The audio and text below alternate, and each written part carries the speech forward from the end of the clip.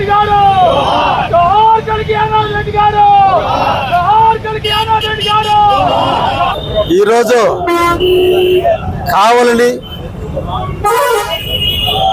ఒక గుర్తింపు తెచ్చి 5 సార్లు ఎమ్మెల్యేగా 1952 నుంచి మొట్టమొదట కావలి వ్యక్తి మంత్రి అయినటువంటి వ్యక్తి కలికి యానాది రెడ్డి గారి 19వ వర్ధంతి సందర్భంగా